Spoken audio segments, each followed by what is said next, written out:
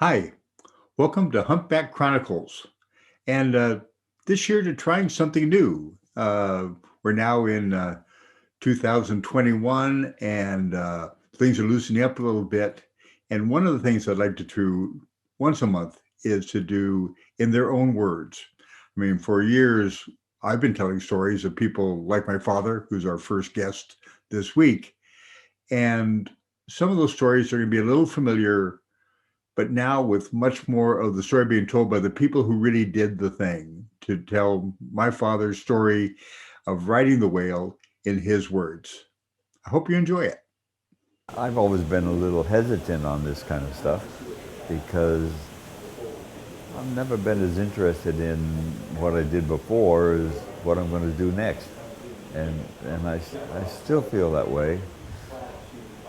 Except that maybe there comes a point where you say, hey, time's going to run out. If you want to get this word out and somebody wants to print it, maybe you should let them. I have some experiences I'd like to share. How to do it and be modest at the same time is a little tough. Probably one of the biggest events that led to me getting involved with being a photographer of whales happened when I was 14 years old, and I wasn't even there. I think it was a pretty sure thing that I was going to be a diver. My father, Chuck, was a sport diver and champion spearfisherman, and in 1959 opened the Diving Locker, the second dive shop in San Diego. One of his partners, Connie Limbaugh, the first diving officer at Scripps, died in a cave diving accident and left my father an underwater movie camera and an underwater still camera, which was a pretty big deal in the 1960s. These cameras were going to play a pivotal role in January of 1963 when my father rode a whale. Anyway, we get up early in the morning and before we open the diving locker, we go diving off the coast. And there were always whales. And one of the things that I wanted to do was to take a picture of a whale. But seemed like it was almost impossible because they were moving along. So we'd get on our boat and it'd get four or five of my friends and we just go just north of Scripps Pier.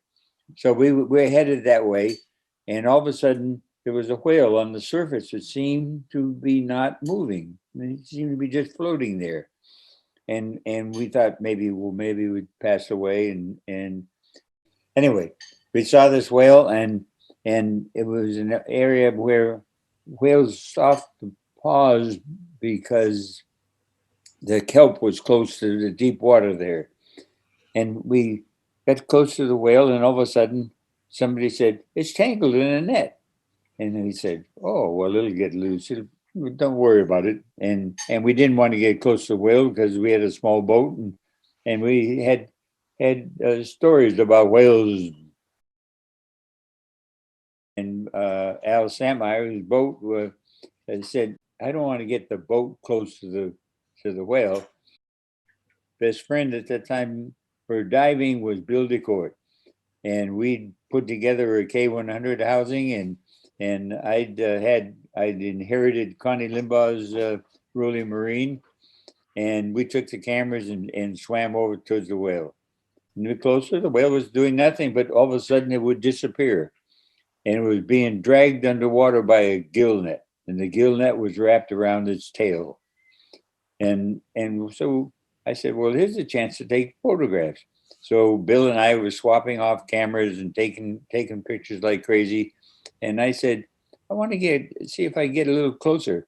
And I got close to the whale, and the whale just had sunk down a little bit, and I ended up on a whale.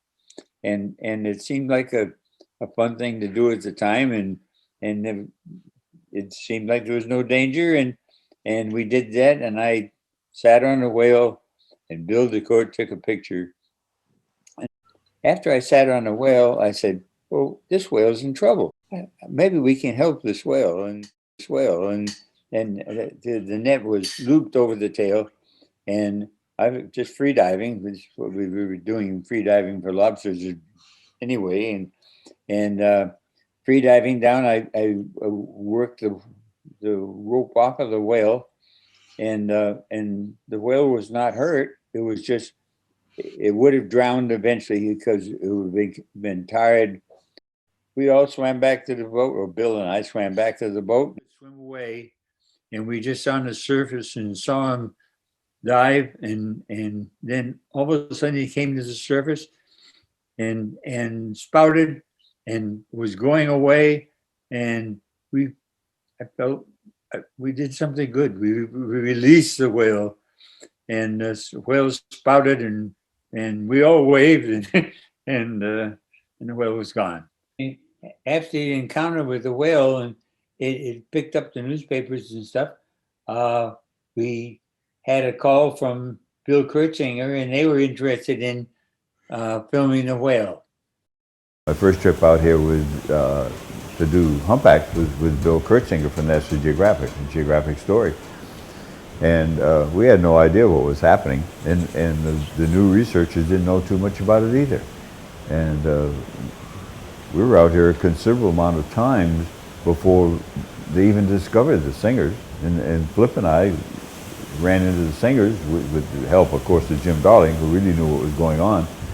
And that was on an IMAX film that was, you know, 4 or 5 trips out here before we did the IMAX show. Actually, in that first trip, we had a little Zodiac, and we'd drive in front of the Zodiac, in front of the whale, and hopefully it would come by and we would get a picture. And that was basically it. And the only photographs we really got for that first article were just some swim-bys of humpback whales. I came with Al Giddings on a shoot called Gentle Giants of the Pacific, and it was for Anglia, and with Al and Sylvia Earle, and it was a 1-hour show, and one of the early 1-hour shows showing not just the whales but some science. You did the thing with Sylvia and Al, the 1979 story, where the record was in it. But what I remember most from that is you were in the lead picture wearing a World War II rebreather. You know, we tried all kinds of things. Al did to approach the whales, and one was rebreathers. And I remember one time we had a nice little group of whales that we were working with, and they didn't seem to be disturbed by the rebreathers. And at one time I looked, and Al was waving for me to come to the surface because I was too deep. And we had a 30-foot depth limit, and I was probably at 60 or whatever it was. But we got great whales, and that pictures were important part of our documentary. But it was not the way to do it safely. Don't think people realize how hard it was to take those photographs and documenting the whales at that time. Chuck was the first speaker on the first day of Whale Quest, which turned into Whale Tales over time. And he spoke a number of times, and we hope we'll see him out there again. Hope to see him soon. I think the things that we talked about at Whale Quest, the first Whale Quest, actually were important for the health of the whales and also the health of the tourist industry in Maui.